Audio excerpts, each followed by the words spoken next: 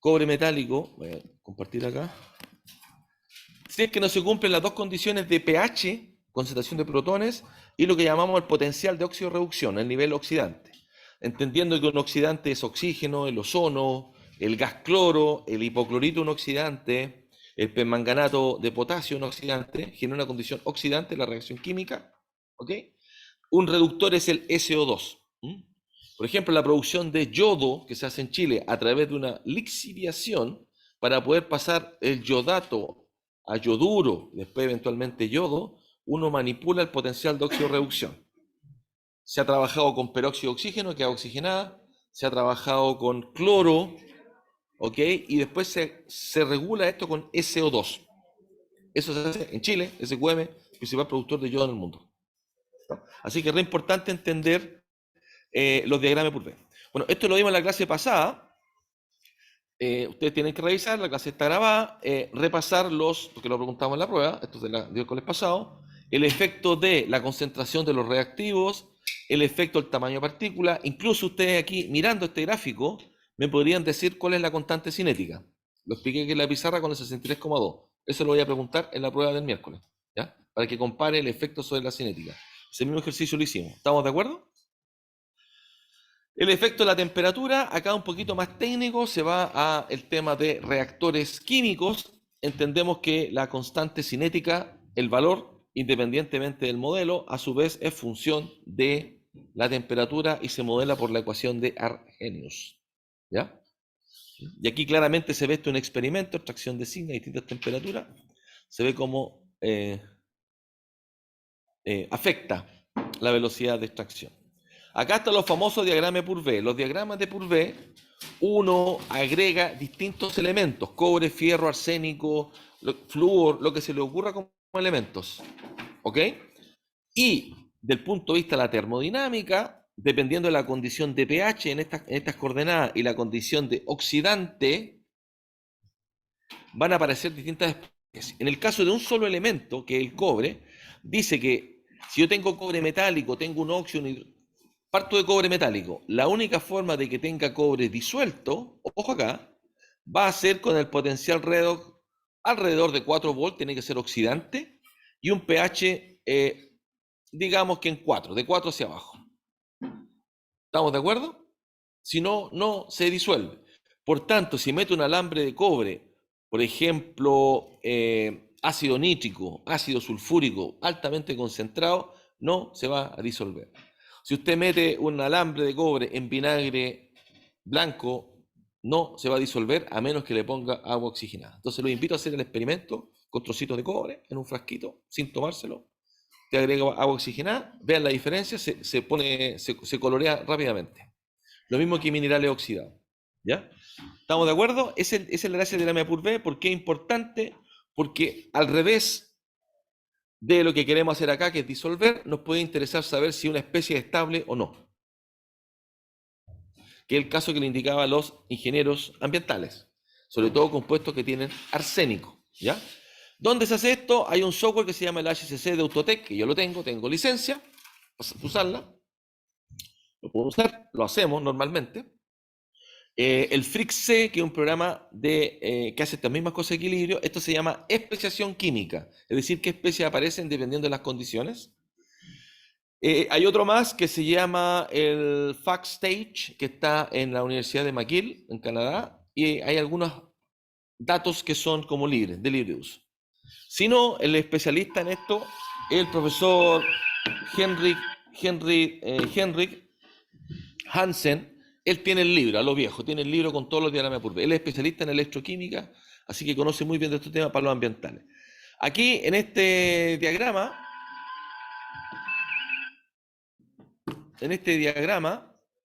se explica un poco más, digamos, más en detalle cuáles son las especies que aparecen con un poquito más de resolución, ¿ya? Aquí solamente se agregó oxígeno y azufre, entonces aparecen más elementos, ¿se entiende? Entonces se detienen un poquito en la medida que tú vas agregando más elementos.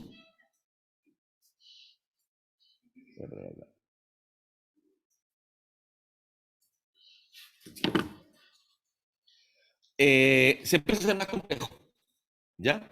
Entonces, por ejemplo, cuando uno tiene un mineral sulfurado, que son los minerales que están como más bajo en la tierra, es re complicado lixiviarlo. Requiere alto potencial. ¿Ya? Y también un poquito más complicado porque no hay otros componentes como la calcopirita que cuando reaccionan como subproductos generan azufre, cuando se lixivia. Y en esa pasada de generar azufre, tapa la partícula, ¿ah? Que también lo vamos a estudiar. Acá está lo que les explicaba, por qué es relevante para nosotros este tema del fierro, el azufre y el arsénico. No sé si está el arsénico acá. No, no está el arsénico. Creo que acá lo tengo, acá. Acá está el arsénico. Esto justamente lo saqué de FactStage, si no me equivoco. Es relevante porque vamos a estar siempre topados con residuos que vienen de fundición que contienen arsénico. La fundición es para sacar arsénico y azufre. Y ese arsénico, en el caso de Chuquicamata, una de las plantas más grandes del mundo, se produce un gel, lo precipitan con cal. Y eso es muy mala idea, no es estable. Si llueve, todo percola y queda el despelote, se contaminan las napas. ¿Ok? Tenemos otro gran problema como país que tiene que ver con los concentrados. Nosotros vendemos concentrado de cobre y vendemos cobre. Nos conviene vender cobre más que concentrado si no somos vulnerables desde el punto de vista de precio, ¿cierto? Estamos claros, ¿no? Nos conviene vender filetes de salmón que un pescado entero. Esa es un poco la idea, ¿ya? Procesado. Bueno, el caso de los minerales que vienen ahora, minas subterráneas Chuqui y los proyectos mineros traen sulfuros y enargita, que es un compuesto que es de cobre, fierro y arsénico. Y las fundiciones no son capaces de procesarla, por eso inventaron la planta Ministro Hales con H, importante para los ambientales, Ministro Hales, que es una tostadora, no anota, estoy grabando. Es una tostadora, y esa tostadora previa a la fundición produce trióxido de arsénico, que es malo, polvo, contamina. Es muy mala idea hacer procesos primados, es muy mala idea. Qué bueno lo estoy grabando. Estúpido. ¿Ya? ¿Sí? La energita es una molécula que tiene cobre, fierro y arsénico. De hecho, tenemos una patente ya concedida, si ustedes van a la página de INAPI, buscan Acuña Fuentes, a través de procesos hidrometalúrgicos con reacciones hidrotermales, que en un reactor autoclave a temperatura. Tengo mucho dato de eso, si alguien quiere meterse en este tema, bienvenido, porque lo vamos a retomar. Tenemos experimentos en reactor de liciación autoclave. ¿Cuál es la gracia? Que cuando tú lo haces en reactor autoclave, en una solución que tiene sulfato de cobre, el cobre penetra en la matriz sólida, reemplaza el arsénico y el arsénico sale como escorodita, que por acá está, que es estable. No sé dónde está la escorodita. La escorodita es mucho más estable. ¿Ok? Eso lo tenemos inventado. ¿Estamos? Ahora es más relevante porque las fundiciones antes castigaban si tenías arsénico, ahora no, no te compran. Entonces hay como una urgencia de desarrollar tecnologías que remueven el arsénico. Eso es todo desde el punto de vista de Purvé, súper relevante, no puedo explicarles más de esto, revísenlo. Es súper clave para un montón de cosas que ustedes hacen, no tan solo la lixiviación, sino estabilidad de compuestos. De hecho, el test que les explicaba, acá está el link del test estándar, que es para evaluar si un producto es estable o no para poder disponerlo como sólido. Lo tienen que saber los ambientales, sí o sí. No hay discusión. ¿Estamos? ¿Sí?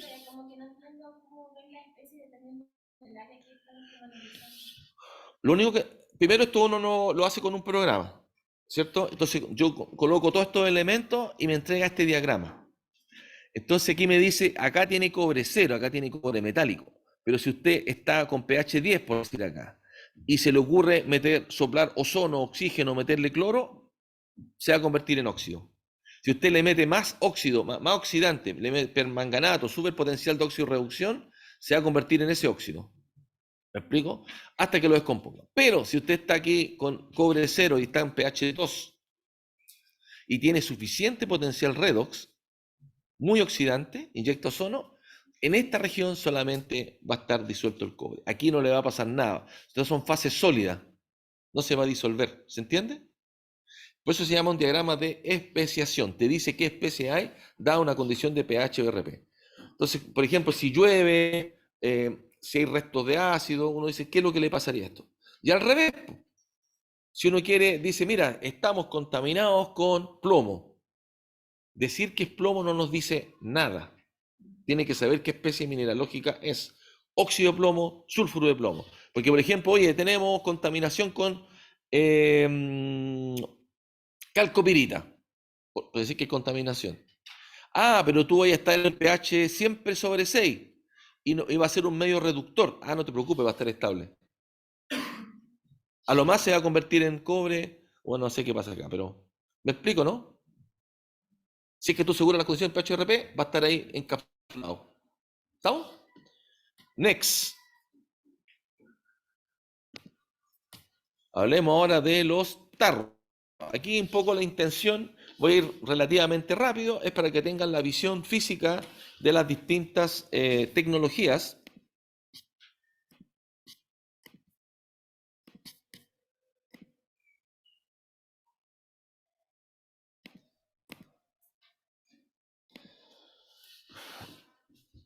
Bueno, tanque agitado la lleva. Es lo que más se ocupa por tiempo. Estamos hablando tiempo residencia 5, pueden ser 1 hora, 15 horas, tiempo residencia. ¿Ya? Estos son los tanques agitados. Normalmente uno tiene varios tanques en serie. Acuérdense de esto, no un solo gran tanque. A menos que sea una operación batch. El hecho de que tú tienes más tanques en serie, 4, 6, 8, el volumen total, la suma de esos 6 tanques o n tanques, siempre va a ser más chica que un gran tanque que hace la misma conversión. Es un concepto que lo vamos a volver a tocar cuando veamos scale up de tanque agitado. Normalmente están entre 4 y 6 tanques en lixiviación. Eso es lo que uno ocupa, 4 o 6 tanques. Eso es lo que uno ve. Entonces esta cantidad de tanques en serie tiene que ver con los reactores químicos. ¿Ya?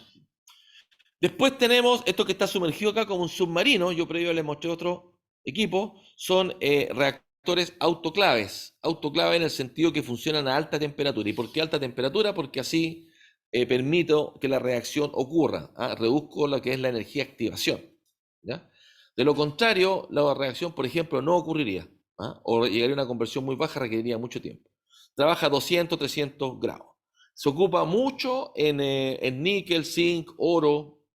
De hecho, años atrás para el molibdeno, hace unos 20 años atrás, se instaló en la compañía que está en Chile, que se llama Molimet, donde trabajó Fernando Espergues. Instalaron 2 reactores autoclave de 60 metros cúbicos que operan a 20 bar. Todo esto en secreto. ¿Okay? Así que una tecnología relevante se usa en Chile y la tendencia es para este lado. ¿Por qué esto? Porque, por ejemplo, si quisiera extraer elementos estratégicos de los relaves, cosas que son complejas, requiere temperatura, el autoclave que la lleva y el know-how lo tienen 2 o 3 personas en Chile. Dentro de eso es mi colega Gerardo y Fernando. ¿Ok? El know-how de esta tecnología. Tenemos que llegar a esta gran pila de lixiviación, que son kilométricas, muchas toneladas, son las plantas más grandes del mundo que hay. Aquí puede ser en oro, en realidad está el caso del cobre, le explicaba que es un camión minero, esto es gigante. Y por acá se riegan estas pilas, acá está el esquemático, se forma esta suerte de corona, y tú riegas y se produce una percolación, pasa a través de la solución. Por tanto, todo lo que es el material, si tiene mucha arcilla, si tiene carbonato de calcio, todo eso va a afectar mi proceso. Si tiene carbonato de calcio, va a reaccionar con el ácido, por ejemplo. Y siempre cambia el mineral. Es un gran problema, no se tiene receta, es muy complejo la operación. Les comentaba el caso que una vez se instaló una planta en BHP Cerro Colorado, en Iquique, y la pila no generó solución. La solución escurre por acá, acá hay unos Drenaflex, no sé si tengo fotos de cómo se instalan, hay unos sistemas de drenaje, tiene una pequeña inclinación, sale por un lado, y se recolecta unas canaletas, la verdad, bien ordinarias, pero es cómo funciona, porque esto es a gran escala. Dentro de las cosas interesantes que hemos hecho acá, desarrollamos una tecnología para medir en línea, en la memoria de María José Astudillo, que partió como ambiental, después se cambió a ingeniería química, trabajó conmigo harto tiempo, desarrollando el sensor, y ahora está en PHP en el área de innovación. O sea, todo este trabajo le sirvió mucho. Estas columnitas son lo que uno hace para evaluar distintas condiciones de riego. Por ejemplo, uno dice, mira, tengo este otro mineral, ¿qué va a pasar con la cinética? Esta es una cinética que es como semi-batch. Yo voy escalando esto hasta equipos más grandes, pero uno hace pruebas de lixiviación en columnas de 4 pulgadas, es decir, 10 centímetros y 1 metro de altura, ideal un poquito más alto para ver el efecto de compactación. Ustedes comprenderán que el mineral acá que está sometido a toda esta carga mecánica se compacta. Por tanto, la permeabilidad es variable. Acá aquí no está compactado. Entonces, uno de los grandes temas es cómo representar lo que ocurre acá en la pilarización. Eso para escalar. Después, este tremendo tanque, ¿cómo lo evaluamos? ¿Cierto? Estos tanques más grandes de lixiviación de cianuro. En realidad, este es el muy parecido a los yard test que uno hace, a distintas condiciones, pH, RP, agitación. Esto solamente me da información batch, me da la cinética batch, que la ajusto con algún modelo, que es el capítulo que viene, y el punto es cómo escalo de estos datos batch a celdas continuos, es lo que vemos en la presentación 18C. Ahí está el escalamiento. Modelo cinético para ajustar los batch, que es algo muy complejo. No es primer orden, ocurren varios fenómenos, como ustedes ya vieron en su primera lixiviación, al comparar cristales gruesos y cristales delgados, el cloruro de sodio. Ya vieron que no ajustan exponencial. Algo pasa en la fenomenología. Eso fue solamente para darle el gusto de que lo ocurre. Este es el reactor autoclave, tiene esto tremenda, esto es una caja reductora que permite tener más torque y menos RPM, como la caja de cambio de los autos o de la bicicleta, la misma idea. Y yo me doy cuenta, así, sin saber nada, que esto es un equipo que funciona a alta presión. Simplemente por este manhole, que es una compuerta que se abre para hacer la inspección de medio metro, fíjense la cantidad de pernos que tiene. Entonces, no, esta cosa es a presión. Sin saber nada. ¿Estamos? Acá también, miren la cantidad de pernos. Acá tiene un flanche con pernos, fíjense, es degenerada la cantidad de pernos. Por tanto, este equipo funciona a alta presión, sin saber nada. ¿Ok? ¿Estamos claros? Si no, la tapa se dispara. Po. Si tú colocas 4 pernos, el esfuerzo, porque la presión va a generar tracción. Entonces tú vas a dividir esa tracción en 4 pernos con un área muy pequeña. Entonces la fuerza es mucho más alta. Pero si tú lo divides en muchos pernos, se divide la fuerza de tracción. ¿Ya? Límite de fluencia, ciencia de materiales. La caja reductora para agitarse. La caja reductora me permite agitar en más lento con más torque, porque tienes una pulpa. ¿Ya? Estos fueron los equipos que usamos con el profesor Fuente. Hay otro trabajo, él es especialista mundial, yo aprendí de él. Son unos equipos chicos que funcionan en batch y estos aparatos funcionan a 2000 PSI y 5000 PSI. Siempre le tuve miedo, debo reconocerlo. ¿Ya? Se presurizan con oxígeno. Esta es la RPM que funciona. O sea, estamos hablando de 300 grados, aquí 350 grados y 5000 PSI.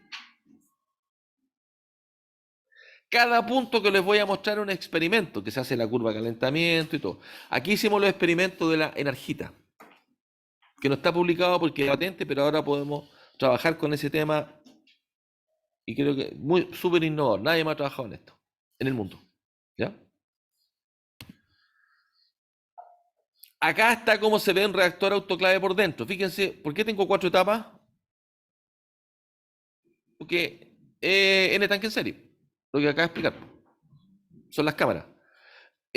Funciona a alta temperatura, pero todo lo que es la integración energética con intercambio de calor, corriente entrada, corriente salida, no consume tanta energía como uno creyera. ¿Ah? Incluso aquí la purga es que esto no es gas, es vapor, la purga de vapor se ocupa con turbina para generar, porque está a alta presión. ¿Ya? Estos son los agitadores, aquí está mostrando un poquito la caja reductora, tiene un pequeño calentamiento, ¿ah? Pero básicamente normalmente este calentamiento es con aceite térmico. El reactor autoclave que nosotros compramos de 100 litros, no sé por qué no tengo foto, es enchaquetado y el sistema de calefacción es externo con un aceite térmico. Ahí llega a 300 grados eléctrico. Se calienta con aceite térmico. Es especial el aceite. Baja viscosidad, alto C sub P, se llaman aceites térmicos. Se ocupan harto. Ya, acá tampoco en entrar en mucho detalle. Hay un seminario que no voy a hacer en noviembre, no alcanzo, ¿sí? Por la temperatura, no quiere generar vapor, presión de vapor. Pero son especiales, son igual que los aceites de auto, un poco la misma idea, ¿ya? Que lubrica, ¿cierto?, a alta temperatura. Dentro de todo lo que es el mundo de mezcla, todo lo que es pulpa, bastante sofisticado. Lo único que les puedo decir de este tipo de mezcla es como, este es para el ketchup, por ejemplo, que es un fluido de Bingham, con esfuerzo corte inicial. Esto es para pulpa, de hecho esto lo usamos en la pulpa para las naves de electroextensión, las borras que se generan. Intentamos trabajar, pero yo creo que vamos a retomar este tema. Ah, de hecho, perdón, este fue el equipo que construimos. Y usamos, no teníamos nada más, con lo que le explicaba recién, una forma penca que funcione. Pusimos un taladro de velocidad variable. Al final nos echamos el taladro, pero está construido, funciona. Está construido, esto lo hicimos en la Católica del Norte en 2 meses. Construido, probada, la teoría, modelado y todo. Aquí lo importante entender es que el Reynolds, que es el que me permite mejorar la transferencia de materia, como ya habíamos visto en presentaciones previas, es función del diámetro del impeller, los RPM y obviamente la viscosidad me va afectando. Aquí, ¿por qué coloco la viscosidad? Si usted se va a partículas más pequeñas, la viscosidad se dispara exponencialmente. No sé, de 20 centipoa a 200 centipoa. Y eso hace que no mezcle y se caiga en la lixiviación, por ejemplo. Gano por transferencia de materia, partículas más chicas, pero pierdo por mezclado. Recuerden el Padre Nuestro, transferencia de calor, transferencia de materia, mecánica de fluido, perdón, la parte de termodinámica, mecánica de fluido, transferencia de calor, transferencia de materia, reactor químico. Esa es la revisión que uno hace. En realidad debería colocar el Espíritu Santo, que serían los materiales. Los materiales, claro, porque por ejemplo, a alta temperatura no puedo usar cualquier elemento, un tema de corrosión también. El reactor autoclave que compramos es recubierto en circonio. No tenía idea, es con circonio, resiste la corrosión en temperatura. ¿Ok? Ojo acá N son los RPM, pero fíjense que acá tengo, no está la ecuación, pero se lo expliqué antes, que aquí no, acá está, que no, tampoco está la fórmula. En la clase donde vimos los mezcladores para absorción gas líquido, eh, el diámetro y la potencia consumida es a la quinta. Es a la quinta. O sea, si tú subís un poquito el diámetro, y esto no se lo olvide nunca, el escalamiento de un reactor chico a un reactor grande no es por RPM, es por la velocidad, la tip speed, esta velocidad que está acá. Es el Reynolds que me da esa velocidad. Si tú creces un poquito la paleta, el Reynolds, la potencia consumida se dispara a la quinta. ¿Ya? Pero para eso hay un curso que está en línea, tanto se los mandé hace tiempo atrás, de mezcladores y de transferencia de materia de mezclador. Son 2 cursos en línea de una compañía que hace tu equipo. Está grabado, está en YouTube, véanlo en sus vacaciones. Está en inglés. Está la PPT, somos afortunados que nos pesquen, hasta nos agradecen que los pesquemos. Un profesor de una compañía gringa que ya nos ha hecho 4 talleres. Lo íbamos a hacer ahora en noviembre, pero no hay tiempo. Tenemos que matar el curso primero. Bueno, esta parte es importante para entender qué es lo que uno hace. Dice, oye, mira, quiero extraer iridio de estos cables, quiero extraer molibdeno de esto, quiero sacarle el cobre a estos transformadores, quiero hacer economía circular, quiero sacar germanio de los relays. ¿Qué diablo hago? ¿Cómo parto? Entonces, esta es una receta. Entonces, lo primero que yo haría es partir en chiquitito, ultra fino, para evitar todos los problemas de liberación. Y trabajo con un 5% de sólido para evitar los problemas que explicábamos de viscosidad. ¿En tarro de qué tamaño? Chuta, va a depender de si yo tengo un ppm de sólido y cargo un 5% de sólido, tengo que ser capaz, si se disuelve, ponte tú la mitad, tengo que ser capaz de detectarlo, medirlo. ¿Cuántos ppm? Por ejemplo, por técnica analítica, por absorción, por espectrofotometría, ley Lambert-Beer, ppm. Y si yo sé que mi cálculo me va a dar muy chiquitito, tengo que ir a otras técnicas que se llaman el ICP-AS. Se lo voy a explicar más adelante. Todas las técnicas. Hay un pequeño resumen. Ahí están. Ahí les voy a explicar un pequeño resumen. Pongan atención cuando llegue ese momento. ¿Ya? Entonces, ojo que el tamaño de este vaso precipitado no es como se me ocurra, sino la solución resultante por un balance de materiales con qué concentración va a quedar y si la técnica para medir es capaz de detectarla. ¿Se entiende? No puedo tener un vasito así chiquitito, echar 1 gramo y me va a quedar una trillonésima de germanio. No tengo cómo saber si hay o no. Entonces necesito un tarro más grande, agregar más sólido, juntar más cantidad para que lo pueda medir. ¿Se entiende? Esa es la práctica. Después se hace lixiviación en botella. Literalmente son unas botellas de 2 litros, 4 litros, 6 litros que se colocan en los rodillos, botellas de vidrio. Ahí se trabaja con una malla más gruesa. Fíjense que acá evitamos todo problema, en chiquitito evitamos todo problema de liberación y de mezcla porque tenemos poco porcentaje sólido. Aquí se puede trabajar también a un 20%, que es para ver a más escala lo que yo quiero hacer. Después uno puede lixiviar en columna. La columna más simple es de 4 pulgadas y 1 metro, que es como la más básica, pero ideal es la de 8 metros por el tema de compactación y la percolación. ¿Ah? Aquí tiene que ver con un problema de mezcla de partículas. El dato que no se les puede olvidar, de hecho un estándar, todo lo que es lixiviación, el diámetro del tarro donde está es 10 veces el diámetro de la partícula más grande. Usted no puede lixiviar un tarro así, meter así una pelota, sea por la orilla el líquido. Entonces el criterio, el estándar es el diámetro del equipo que está lixiviando es 10 veces el diámetro de la partícula más grande. ¿Ya? Si no, está mal el experimento. Y lo otro, tampoco puede lixiviar una columnita así, pues se les percola. Tiene que ser más alta. Ideal, el L sobre D, 10. Bueno, 8 igual aguantamos. De aquí viene, ¿sí? Se tamiza, se llama P100. El P100. De hecho, en los test que les voy a mostrar nos equivocamos. Me hicieron el tamizado hasta media pulgada, pero había media pulgada, 3/4 y 1 pulgada. Entonces yo no sé cuál era la más grande. Entonces tuvimos que hacer todos los tests bajo media pulgada para poder comparar los efectos. Me tocó hacer un aglomerado que es previo a la lixiviación. ¿Ya? Después hay columnas industriales, que son más grandes. Este es efecto de flujo, de percolación, y hay otras cosas que se llaman gaviones, que son unos cajones muy grandes. Esto es lo que se ocupa a más escala. Y después pasa una pila piloto que es de 10 por 10 metros. Y la industrial ya es 80%. Estamos hablando de que aquí hay muchos recursos, se va haciendo todas las etapas, cuando uno quiere gran escala de lo que está haciendo.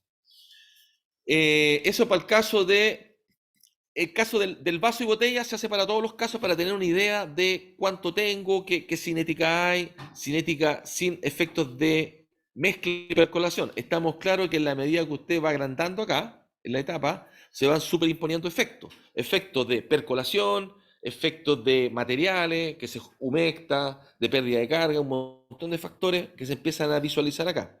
¿Ya?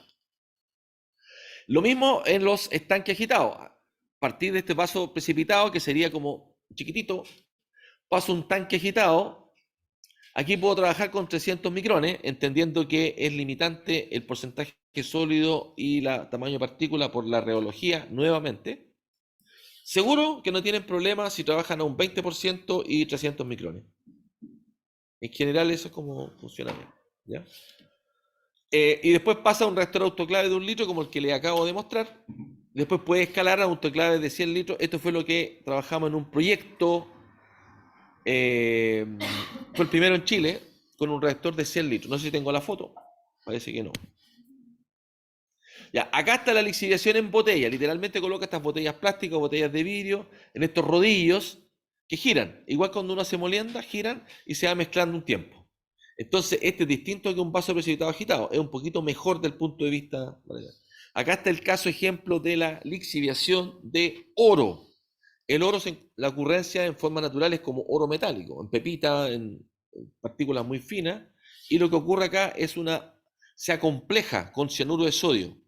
Este es el complejo que se forma de cianuro. Hay varias formas de producirlo, creo que lo explico acá. En un momento hacen absorción con carbono activado también. ¿Ya? Pero este es el test de lixiviación. Entonces, ¿qué es lo que uno hace? Va a distintos tiempos, 1 minuto, 5 minutos, 10 minutos, 20 minutos, va sacando una pequeña muestra y se mide la composición. Por ejemplo, por absorción atómica. Ojo acá, el sacado de muestra para poder analizarla no me tiene que alterar la muestra inicial. Quiero decir, si estoy con un vasito de 50 cc y el químico me pide 20 cc, si le saco esta lixiviación 50, le saco 20, ya perdí la muestra. O sea, no más de un 5%, ya un 10% de la muestra original. Entonces se calcula. Y a su vez el tamaño tiene que ser suficiente, la muestra que estoy sacando, para que el analítico la pueda hacer incluso con réplica. Por eso, esto requiere diseño, no es llegar y hacerlo. No es complejo, es sentido común. ¿Sí? Parte por el químico. ¿Qué capacidad analítica tenemos? ¿Qué me puedes medir y cuánto necesitas? Siempre la misma pelea. Y tú sabes que quieres réplicas también. Entonces, o acá mismo tú haces las réplicas. Haces 2 o 3 con las mismas condiciones. Para tener muestra suficiente para analizar. ¿Estamos? Estas ya son columnas chicas. Aquí lo que están midiendo es la conductividad hidráulica, que es la solución percola y todo un procedimiento, porque esto parte seco, se va humectando, que hay un montón de modelamiento, hay varios trabajos que hemos hecho en esto. Estas columnas ya son más industriales. Lo que normalmente se ocupa para regar, como las tasas de riego son pequeñas, son 8 litros metro cuadrado hora, son gotitas. Incluso usamos estos equipos de suero, de médico, para el suero, esos goteros ocupamos.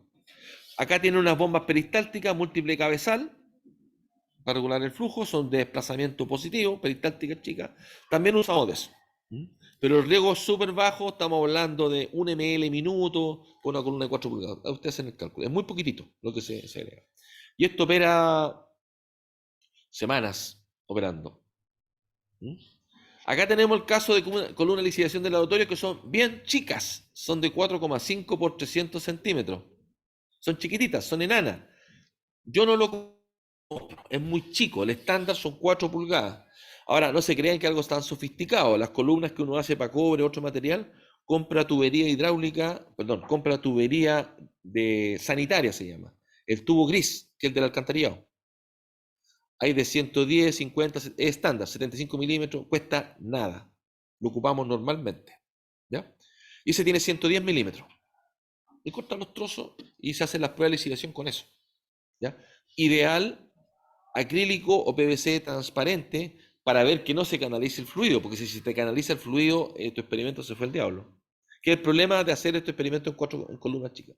Para eso uno hace réplica y cada vez se va encareciendo el experimento. ¿Ya? Acá tenemos el experimento en columnas que son chicas en ACOSE laboratorio y acá lo que se está viendo, cada cierto tiempo se tomó una muestra. ¿Ah? Es para ver la cinética, el efecto el efecto que tiene la composición, perdón, la concentración del ácido, en este caso, en el caso de cinéticas de tierras raras, estas es cinéticas, ¿sí? Yo puedo, incluso no sé si se dan cuenta que yo podría modelar y ajustar un K. De hecho, esta curva sí que es como un poquito S, porque ocurre un fenómeno que no lo voy a ver todavía, pero sería un exponencial, pero T a la N. T a la N, hay un efecto de partícula acá. Yo podría modelar. Lo más penca que puedo hacer es ajustar la exponencial y comparar los K. Y puedo graficar el K en función de la concentración de ácido y generar mi modelo operacional. ¿Sí? ¿Se ve o no?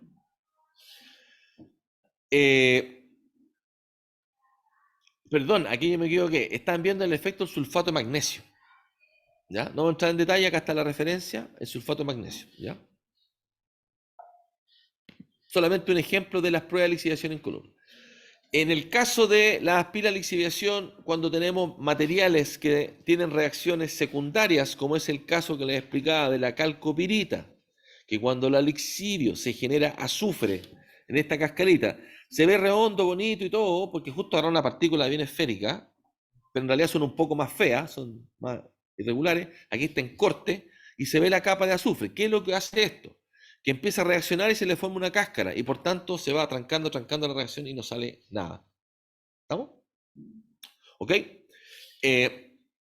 A este efecto de la lixiviación de la calcopirita, también se agrega el efecto de percolación, porque esta cosa es irregular.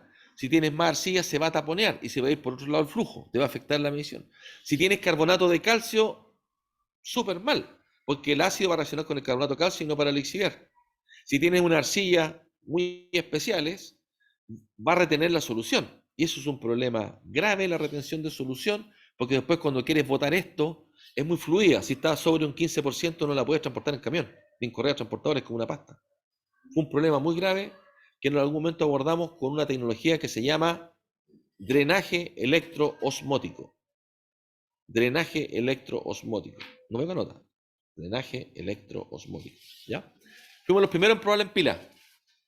Puede ser que en el mundo, si es que buscan la referencia, en pila lixiviación. Fue un proyecto de HP. Ya, acá solo para entender el efecto de lo fino que acabo de escribir. Este es un trabajo que es del Rodrigo Ormeño, Guaso Ormeño para los amigos, que actualmente trabaja en Saldívar, pueden buscar la tesis y me la piden. Aquí el punto era el siguiente: la minera Saldívar tiene un sistema de chancado que se llama water flash, le echan agua. Y ese echar agua, para no generar polvo, tema ambiental. Es la única en el mundo que tiene water flash, para reducir el tema de contaminación por polvo, que es un problema grave en la minería. ¿Ya? Pero ese agregar agua genera una solución, una pulpa, ¿sí? No. Pero ideal meterle agua. Ideal meterle agua. Para eliminar el polvo de una. Hay plantas que están muy complicadas ahora, que están fuera de norma. El polvo es un gran problema. O sea, no es mala idea meterle agua. El agua no es problema. O sea, la quinta región tiene problemas de escasez de agua. Antofagasta, no. No. En el capítulo de Antofagasta no tiene estrés hídrico. La quinta región tiene estrés hídrico. Y los proyectos con agua de mar. Eso lo vamos a ver en el capítulo de osmosis. Pero, ¿y qué se está pensando por el momento? Porque como que ya se sabe que en algún momento el agua va a ser un problema. Solamente energía, no hay problema de agua. Lo vamos a ver en el capítulo de membranas. No, me refiero como en la proyección. ¿De quién? ¿La quinta región? No, de la minera, porque se sabe que en algún momento... Agua de mar desalada, agua de mar desalada a 5.000 microsiemens. Se probó con agua de mar pura para flotar. Un desastre, no funciona bien. Así que lo que se hace es usar agua de mar desalada a 5.000 microsiemens, que es la planta más grande de Latinoamérica. Planta PHP son, anota, 2.500 litros por segundo. Y el gran desafío tecnológico no es la planta osmosis, hacer eso es nada, es baratísimo, sale $0.50 el metro cúbico. Bueno, ya estoy inventando, uno. Yo sé que 1,2 cuesta hacer agua potable, seguro, pero no cuesta nada. ¿Por qué? Porque tú estás desalando a una condición, estamos adelantándolo al capítulo que más adelante membrana, pero no importa. El problema no es, el problema es después la impulsión para llevarlo a la faena minera. La impulsión estamos hablando de 300 kilómetros en tubería y 2.500 metros de altura. La planta osmosis para producir agua potable se echa 3,2 kilowatt hora por metro cúbico. A 5.000, ya, la mitad, me la juego. Ya, 1 kilowatt por metro cúbico. Poquito, 2. Pero la impulsión de esas condiciones que te estoy diciendo, 300 kilómetros, 2.500 metros de altura, consumes 15 kilowatt hora por metro cúbico. Y ahí está la plata. Los proyectos mineros se evalúan ahora a $5 el metro cúbico de agua de proceso. ¿Te respondí? ¿Qué se va a hacer? Usar agua de mar. ¿Conviene usar agua servida? También. Es estúpido que se descarguen 900 litros por segundo de agua servidas en el mar en Antofagasta. Es estúpido. Cuando lo vio el colega Israel Yoram Orem, que viene este año del Instituto Zuckerberg del Agua, no me creía. No puede ser. Pierden mucha plata. Sí, va a venir un viejo chiquitito, va a venir, lo vamos a traer para acá. Bueno, concentrémonos. Estamos en Saldívar. Chancao, agua, water flash genera una solución pulpa que quisieron flotar pero no pudieron porque es muy fino y se acumuló un gran tranque relave. Y por otro lado hay botaderos DAMP. Si yo le exhibio el DAMP, la permeabilidad es el descueve, pero la cinética es muy mala. Si yo le exhibio el polvo, no tengo cómo mezclarlo, es muy caro porque es muy fino. ¿Cuál fue el invento que se hizo acá con este memorista que ahora trabaja en Saldívar y se hizo famoso? Yo no, pero trabajé en esto. Es mucha plata, esto es lo que voy a hablar ahora. Se evaluó en la exhibición mezclas de DAMP con finos.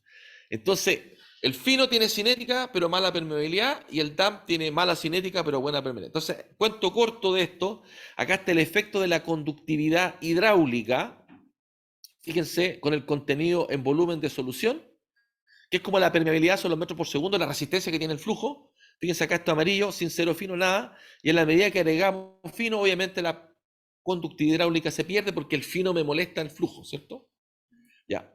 Funcionó el después. Ah, no tengo más datos. Pero está en la tesis. Cuento corto, la lixiviación mejoró también. Esta es solamente la conductividad hidráulica, también lo tenemos la cinética. Se implementó el proyecto con lujo de detalle. Me gustaría que vieran esa tesis. Es un proyecto de ingeniería que espero que ustedes hagan como tesis. ¿Ya? Con datos experimentales. Todo el escalamiento, todo el proceso. Es muy bonito el proyecto. Y era más porfiado este guaso, pero aprendió harto. Bueno, yo también aprendí del tema de la como uno no, está acostumbrado a usar solamente la ecuación de Ergun, pero aquí no, porque estos son medio insaturados y aparecen otras ecuaciones, Van Genuchen, aparecen otros modelos. Cuando esto lo vio Aldonza quedó encantado, porque llegar a una prueba experimental de esta altura es mucha plata. O sea, para un académico tener experimentos reales, estos son columnas grandes, son columnas de medio metro, en Saldívar, en faena. Esa es la choreza, ¿ah? De trabajar con la industria. Lamentablemente no tengo acá el detalle porque si no los voy a marear mucho, pero quiero que entiendan que está completamente el proyecto en lixiviación. De hecho, lo voy a juntar como curso. Voy a juntar la tesis, la PPT y la tesis, lo voy a hacer. Tienen que tener ya claridad de qué es lo que van a hacer como ingeniero.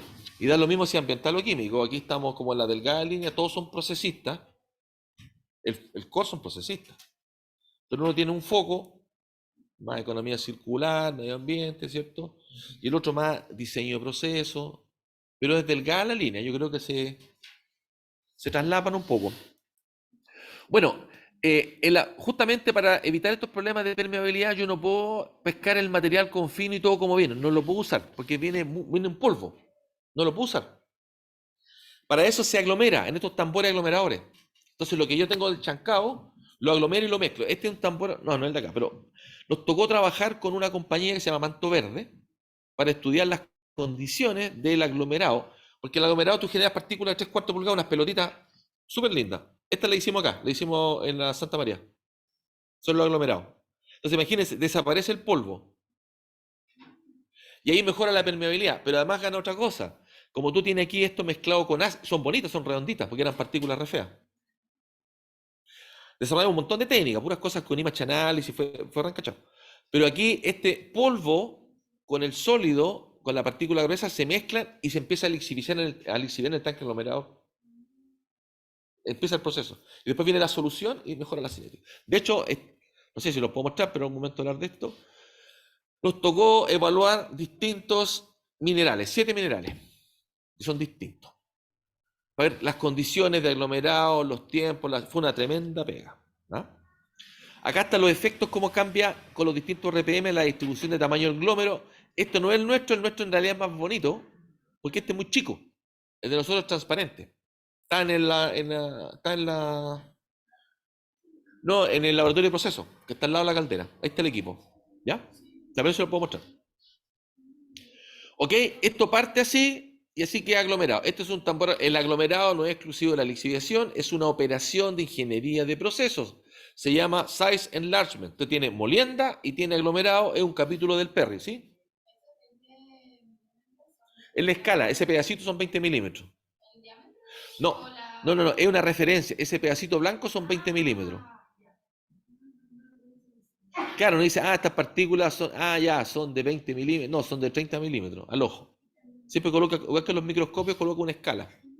¿Ya? Ok, aquí hubo todo un estudio, nos dedicamos a esto, nunca había trabajado en esto, nos especializamos un año en esto. Y ahora desarrollamos tecnología. Es así como se ve dentro del tambor aglomerador, que es transparente, después a los distintos tiempos, 20 minutos aglomerado, a esas condiciones, a esos RPM, la masa de ácido que se agregó, etcétera. Se hizo un diseño factorial, lo que estudian diseño de experimentos, ácidos, tiempo, y para evaluarlo, estos son los 7 minerales que probamos. Fíjense que son distintos en color. A esto se le hace un análisis que se llama Quemscan, ya les explico, y me dice cuánto cuarzo tiene, cuánto feldespato. Esta es la proporción relativa. Fíjense que este es degenerado en cuarzo. Cuarzo es como esa cosa blanca que es dura. Y fíjate que acá no tiene muy poquito cuarzo y tiene mucho feldespato. Otro compuesto. Creo que más adelante lo muestro, pero quiero que entiendan que la mineralogía cambia mucho. Distintas fuentes. Entonces, ahora, ¿cómo caracterizo esto? Lo más simple, en realidad me falta uno acá, coloquen acá uno que se llama el espectrofotometría UV visible. Espectrofotometría UV visible. No estamos, ¿viste? Ese es como el más básico, que lo hacen ustedes con color. Se llama, y se ocupa la ley de Lambert-Beer. Tiene que ver con, si tú pescas cobre y le meto amoníaco, lo complejo y queda de color azul bonito. Como tiene color, busco la longitud de onda donde se maximiza el color, que son 450 nanómetros, y mido la transmitancia, que es nada de color, 100% transmitancia, con la cosa baja la transmitancia. Es la fracción. Menos logaritmo la transmitancia, la concentración es igual a A más B logaritmo de la transmitancia. Esa es la ley de Lambert-Beer. Eso equipo lo ocupamos constantemente, el más simple de todo. ¿Ya? Esa es la técnica de espectrofotometría UV visible. ¿Estamos? Fácil, del laboratorio. ¿Sí? Después viene una técnica un poquito más específica, donde tú quemas. Primero tienes la solución, lixiviaste, o tienes, por ejemplo, tienes litio disuelto, cobre, cobalto, germanio, indio, lo que se te ocurra. Tú lo quemas y al quemarlo va a generar un salto de electrón con un color súper específico. El litio es rojito precioso. Así se descubrieron los elementos químicos, entre paréntesis. Porque tú lo excitas, salta el electrón y al devolverse genera color. Entonces tienes una lámpara especial de detección para cada elemento. Por tanto, la absorción atómica es bien robusta, es súper específica para este elemento, que tiene que estar en solución. Tiene un límite de detección de, voy a inventar, depende del elemento, pero pueden ser, hablemos de un ppm, detecta bien en un ppm. ¿Ya? Nosotros acá tenemos comprado y nunca la hemos usado, y quiero usarla, lámpara de germanio, indio, berilio. Obviamente tenemos y hemos usado cobre, zinc, complemento y litio. O sea, podemos hacer experimentos analíticos aquí en casa. Hay una técnica analítica que lo hace. Después aparecen unos equipos que son un poquito más sofisticados y más caros, que son el ICP-AS o el ICP-masa. Siendo el ICP-masa, detecta partes por trillón. El ICP-AS detecta partes por billón. No me pregunten más, porque yo soy usuario de esto, lo usamos. La gracia es que tú, en un equipito muy parecido al quemado, la diferencia es que tú llegas a la condición de plasma.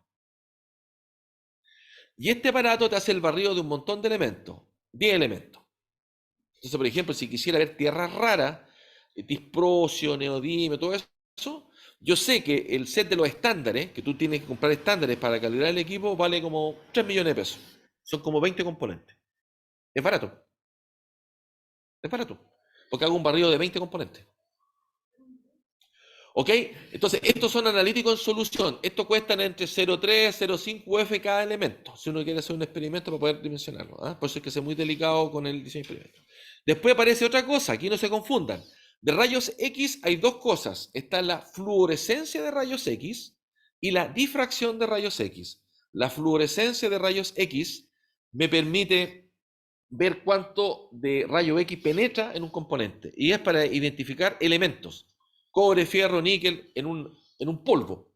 Los dos anteriores son en solución. Aquí yo pesco un polvo, oye, este polvo que recolecté de un camino, quiero saber si tiene plomo. Me dice qué elemento tiene. Hay unas pistolas que uno tiene, y la tenemos acá. Eso funciona por fluorescencia de rayos X. Se confundan, ¿ya? Entrega el elemento. Después aparece la difracción, que es un poquito más sofisticado, y lo que hace va cambiando el ángulo de incidencia. Y esto me permite detectar por cristalografía, tienen que ser súper importantes, tienen que ser no especies amorfas, tienen que ser especies cristalinas. Si yo formo una cosa que amorfa, no la puedo detectar. Me dice qué elemento tengo. Si tengo calcopirita, qué estructura química tengo, ¿no? Depende de este espectro. Así como ustedes a lo mejor conocen y han usado lo que es el FTIR, que se llama Fast Fourier, la transformada Fast Fourier para el espectro infrarrojo. Eso se ocupa para identificar componentes orgánicos. Tú haces una incidencia de distintas frecuencias de infrarrojo y detectas grupos funcionales, grupo metilo, grupo benceno. Es el FTIR, pero eso por frecuencia. ¿Estamos? Te hace un diagrama. Entonces tú identificas los grupos funcionales. Mientras que el XRD, que significa X-ray diffraction, o acá arriba el XRF, que es fluorescencia, son distintos, por un ángulo de incidencia hace el espectro de los elementos. ¿Me explico? Y después aparece otro muy cachilupi que se llama Quemscam, que funciona, es un microscopio electrónico, pero de barrio, y me cuantifica. Este es más encachado porque me detecta los elementos, me dice qué liberación tiene por clase de tamaño. Lo ocupamos mucho, mucho, mucho, mucho esto. Estos son los resultados. ¿Se acuerdan que les hablé que tenía 7 muestras? Esto me lo entregó el QuEMSCAM. Aquí están las composiciones. Eso le explicaba que tenía harto feldespato. Fíjense acá, el cuarzo es el azul. Este que tiene degeneradamente, preferencialmente cuarzo. Este tiene poquito cuarzo, pero mucho el verde, que es el feldespato. Entonces me dice qué especies minerales tiene. Y aquí empezamos a inferir cosas. Por ejemplo, el efecto de la molienda, la fractura, un montón de... Entonces es súper potente, no tan solo por lixiviación, sino que sepan un poquito qué cosa uno puede usar para medir. Si no, no queda en el aire. ¿Lo explico? ¿Ya? Para mí es fantástico esto. Después veo cómo se distribuye el cobre, o el elemento que no es lo mismo un sulfuro de cobre que un óxido de cobre que un cobre nativo. Entonces aquí me está diciendo que, por ejemplo, este tiene, ese celestito es cobre nativo, ese tiene harto cobre nativo. Este tiene harto calcopirita, chuta, no, nada que hacer, pero no lo voy a poder disolver. Tiene distintos tiempos no se va a poder disolver. Entonces, si yo mido solo cobre, oye, saquemos mineral, lixiviemos. Mentira, pues, tienen que saber cuál es la especie. ¿Estamos, no? Crisocola, que es el descueve para lixiviar. Entonces, fíjense la diferencia que hay en especies mineralógicas. Y esto es lo que estoy lixiviando, esta cantidad. En poquito, en 1% de la masa total. Y con eso hacemos el proyecto.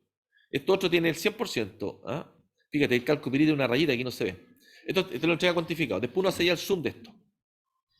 Y eso es respecto de los equipos y las técnicas analíticas. ¿Estamos?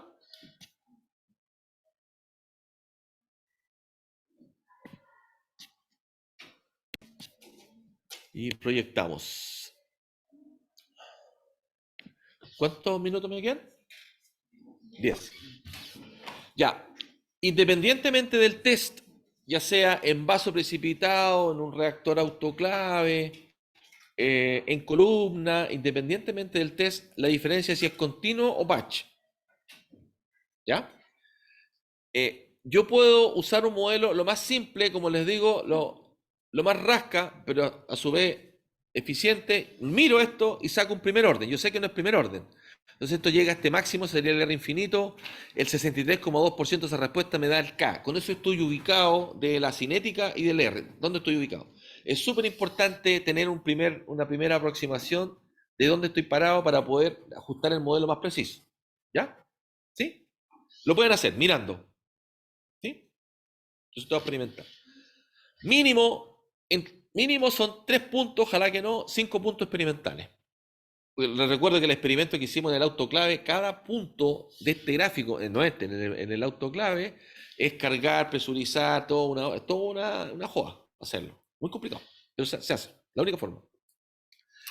Ahora, como yo tengo partículas que tienen distinto tamaño, y tienen distintos grados de liberación y tienen distintos componentes, yo no puedo asumir que el valor de K es uno solo, porque estoy diciendo que todas las partículas son iguales, tienen la misma cantidad, tienen el mismo mineral. Entonces, para eso, no es común, pero en nuestro trabajo lo usamos comúnmente. Decimos, no sabemos cuáles son los valores de K, pero ocupamos valores distribuidos. Y acá, esto es solamente introductorio, ocupamos el modelo de Klimpel, que fue desarrollado para flotación, pero yo incluso lo he ocupado en secado, en sedimentación, en lixiviación. ¿Por qué? Porque dice que tú tienes cosas que son distintas, se mueven a distintas velocidades, ya sea reacción química o sedimentación. Y ajusta increíblemente. Miren esto al revés, cómo sería esto gráfico al revés en sedimentación. Al revés. Mirando para arriba, o sea, cae la curva así. Es increíble, funciona el descueve. En el caso de esta otra tesis, donde se evaluó usar férrico como oxidante y cloruro de sodio como corrosivo en la lixiviación de minerales, estos son experimentos con réplica en planta industrial, también lo hizo en Saldívar, esta otra memoria. Aquí ajustamos lo que llamamos el modelo de Kelsan, es decir, no sé qué cinética tengo, pero tengo un grupo rápido y un grupo lento, dos constantes cinéticas. Entonces hay distintos modelos, vamos a explorar los modelos y entendiendo que esto me permite posteriormente escalar al continuo de mayor precisión. Claramente esto no es una primer orden, no es un primer orden. También podría usar un T a la N. El T a la N igual es interesante, ¿ya? Entonces aquí identificar los modelos, seleccionar sistema de mezcla y escalar reactores agitados, que hay un par de ecuaciones, que como les decía, esto es más del curso de cinética reactores, pero yo aquí me arranco con los tarros y los muestro porque es importante entenderlo en este contexto. Aplicar los modelos cinéticos, escalar vatos Dacha con reactores continuos, identificar minerales refractarios. Vamos a hablar del caso de la arsenopirita y de la enargita, que son casos particulares. Y lixiviación del oro. Para que se vayan con un caso de algo que uno no se imagina que lo saca por lixiviación, que funciona en tanque agitado o en pila. En realidad siempre tú puedes tener tanque agitado o pila, siempre. ¿Ya? Bueno, primero entender que cuando uno tiene una reacción química, un proceso como la lixiviación, está el caso más simple donde tú tienes acá el componente de la fase sólida que desaparece. Pero también uno podría verlo al revés. ¿Cuánto se está convirtiendo a la fase acuosa? Ahí sería 1 menos este valor. ¿Ya? Y esto está modelado por un sistema de primer orden. ¿Qué quiere decir? Que la velocidad de desaparición o de reacción es proporcional a la concentración que tengo remanente. Eso es lo más conceptual. Eso se entiende como un modelo de primer orden. Segundo orden sería aquí al cuadrado, medio orden, and so on. Pero eso es matemática. ¿Ya? ¿Sí? Este concepto de primer orden es aplicable a la física, a la reacción química y a la dinámica de procesos que están estudiando los de control automático ahora, el FCI, ¿cierto? Modelo de primer orden, es la misma cosa, ¿ya? Y en este, incluso nosotros lo usamos muy potentemente en la flotación de partículas. Según una burbuja con una partícula flota, funciona igual. La velocidad de colección de partículas es proporcional a la concentración de partículas. Funciona. Es una primera aproximación. Ahora, si yo quisiera ver cuánto es lo que estoy recuperando, es decir, cuánto se está yendo a la fase solución, claro, es la masa que tengo inicial menos la que me va quedando remanente en el tiempo. Al hacer el arreglo voy a llegar a esta ecuación que me dice que cuánto recupero en el tiempo, donde esta es la recuperación infinita. En el caso de la lixiviación depende si está más o menos liberado. Si tengo partículas muy finas voy a alcanzar el 100%. Si tengo partículas muy grandes voy a tener 60 o 30% si tengo una mega roca.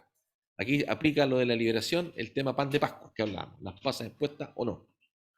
Y la cinética, aquí ajusta perfecto el primer orden, acá está, ocupo el método de los mínimos cuadrados, que no es casualidad, lo que estoy aplicando es el teorema de máxima verosimilitud, ¿cierto? Donde asumo que los errores son de primer orden, todo lo que han estudiado en ADI, estamos viéndolo acá, y siempre, cualquier ajuste uno tiene que analizar los residuos, las diferencias. Porque si estos residuos me están dando positivo, no tengo un promedio cero de residuos, mi modelo está malo. No es el modelo que corresponde. ¿Ya? Es muy sencillo hacerlo. Después tengo otro caso más complicado. Aquí está en escala logarítmica. Acá está el caso del tanque agitado, que funciona en pocos días. Y me voy al caso extremo de la pila DAMP, que ni siquiera llega a un 80%, sino llega, acá está explicado, llega a un 30% por una escala de 2 a 3 años. Son 1000 días. No llega. Es un botadero, porque son piedras de 1 metro, ahí son de 1 metro de tamaño, comparada con una de 300 micrones con un 30% de sólido. Entonces, el mismo material, el mismo equilibrio, esto lo hemos conversado antes, pero porque no está liberado, no está expuesto, no alcanzo a llegar. Y evidentemente el tamaño de partícula también me afecta a la velocidad, el K, que eso es lo que hemos visto siempre.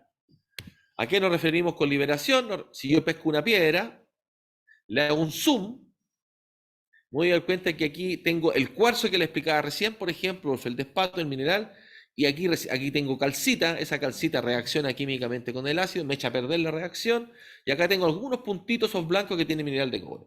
Por tanto, la solución que moja esta roca, este mide 5 centímetros, primero la solución tiene que difundir, penetrar. Si esta cosa tiene grieta, el descueve. Entonces acá está el problema, por eso una roca grande se demora tanto y no llega al centro.